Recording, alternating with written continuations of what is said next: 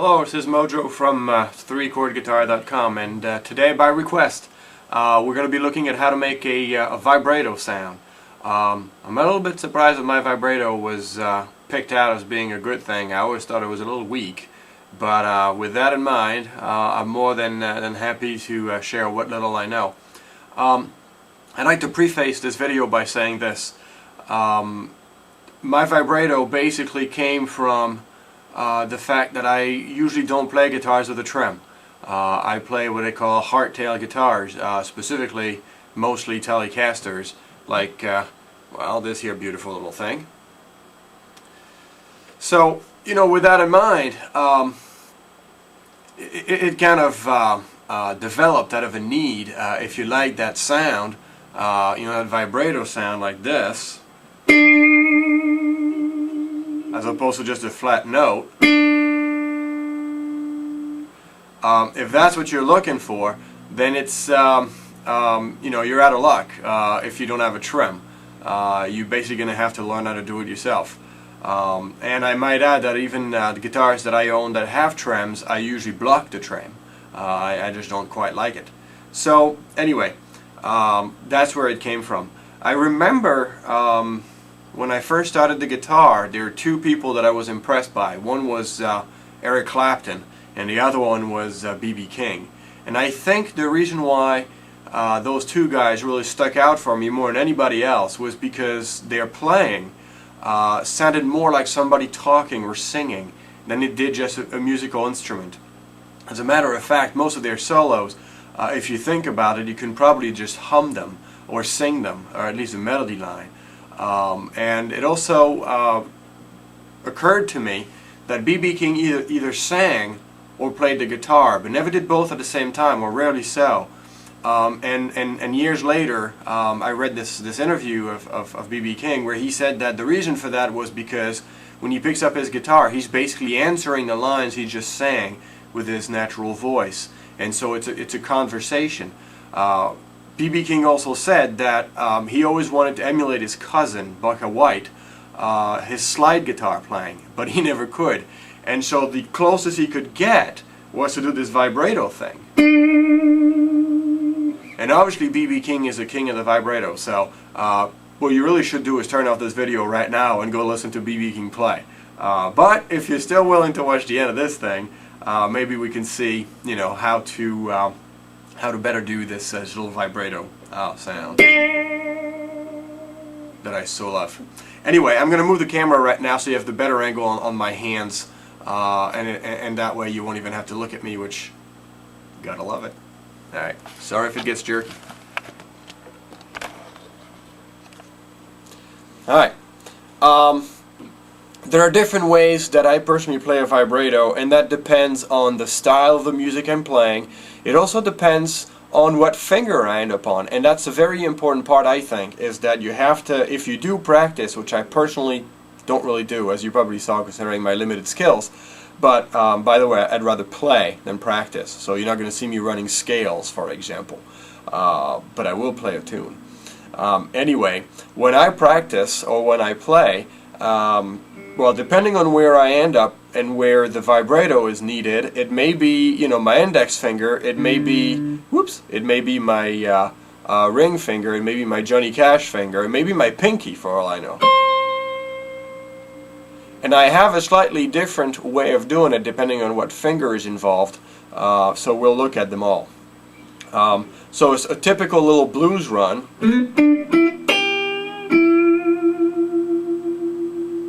Now obviously if I did the same thing without a vibrato, something's missing, at least to my ears. Now when I do this vibrato, I do it with the middle finger. I also still use the index finger behind it for better leverage, and in order to even get better leverage, I actually kind of cheat.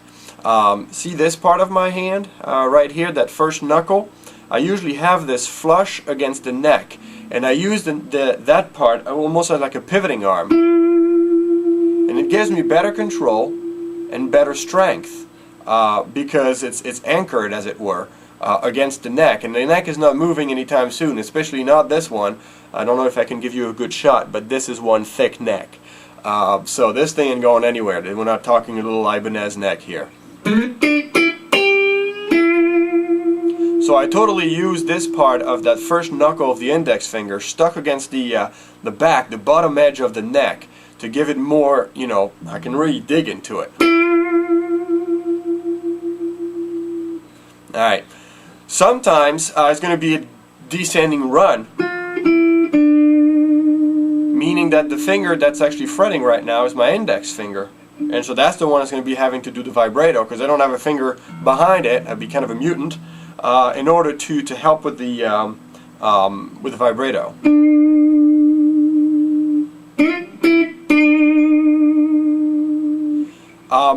When I do this one, it's more of a I still use, by the way, that first knuckle against the neck, even probably more so than I did with my middle finger or my ring finger.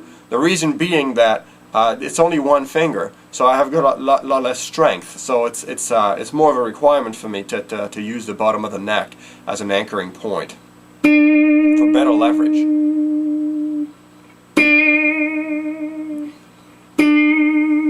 When I do this one, I do it, actually I stole that from B.B. King, watching him play. Not that I can do it anywhere near as well as the King can, but nevertheless, that's where I got it from.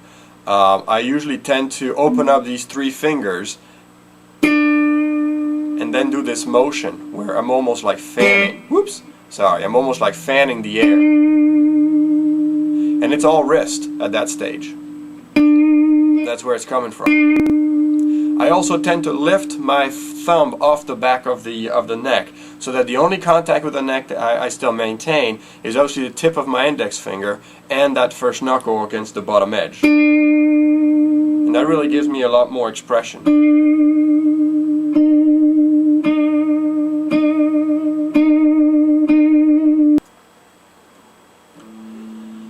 So bends with the pinky. Pardon me, bends with the pinky. It can be a bit on the harder side, but if you stick with it, like everything else with a darn pinky in your left hand, you'll see that you'll get there.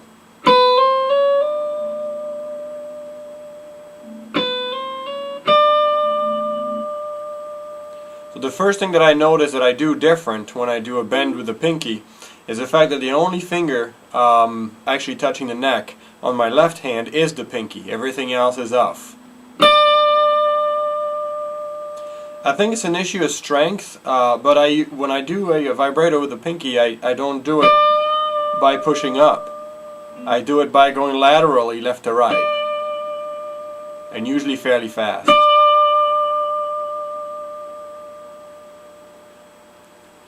So that's that. Other than that, the other vibrato thing I wanted to talk about was for chords. As you can see here, I'm basically using an A chord right now, and all my fingers are pushing up and down in the chord shape.